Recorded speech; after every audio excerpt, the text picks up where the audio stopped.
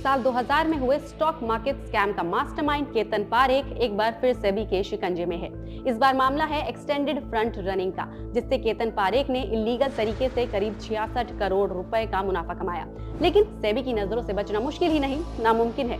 और इसी मामले में रेगुलेटर ने केतन पारेख और रोहित सलगांवकर पर 66 करोड़ का जुर्माना ठोक दिया और उन्हें मार्केट से बैन भी कर दिया है।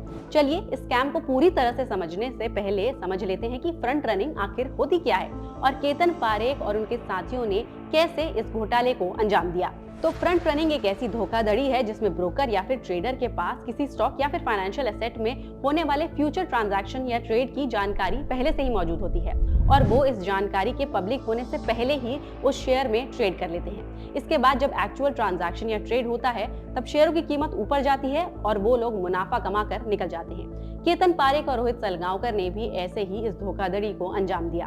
दरअसल Singapore based Rohit Salgaonkar US based fund house के साथ कनेक्शन रखता था और ये इन्फॉर्मेशन रखता था कि फंड हाउस इंडिया में कहां पर ट्रेड करने वाले हैं। लेकिन रोहित सलगांवकर इन ट्रेड्स के ऑफिशियली प्लेस होने से पहले ही ये जानकारी केतन पारेख को लीक कर देता था और केतन पारेख इसे अपने दूसरे एसोसिएट्स को बढ़ाता था जो उसके बिहाफ पर इन शेयरों में ट्रेड करते थे।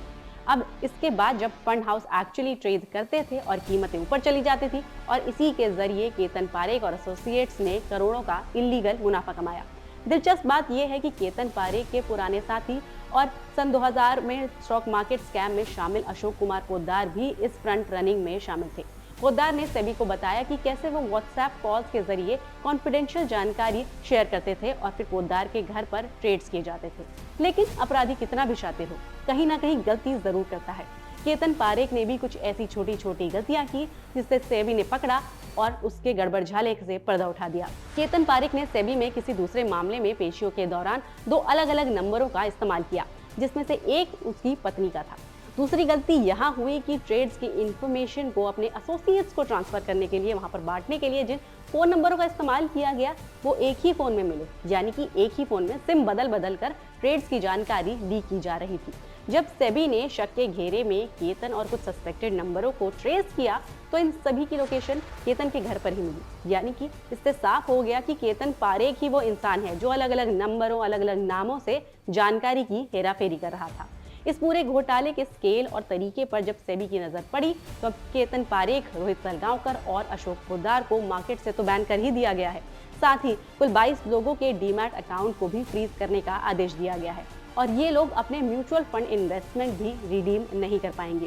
केतन पारेख जो कभी स्टॉक मार्केट बुल हुआ करता था, वो शेयरों की कीमतों में मैनिपुलेशन के स्कैम में पकड़ा गया और जेल की सलाखों के पीछे भी गया। और तो और सेबी ने केतन पारेख पर 14 साल के लिए मार्केट से बैन भी कर दिया था उन्हें। लेकिन इस नए घोटाले से तो यही साबित होता है कि पारेख ने अभी भी अपना सबक नहीं सीखा है। आप इस पूरे घोटाले पर क्या राय रखते हैं, हमें कमेंट करके बताएं और आपकी काम की ऐसी ही जानकारी और दिलचस्प वीडियोस के लिए एनडीटीवी प्रॉफिट हिंदी को जरूर सब्सक्राइब करें।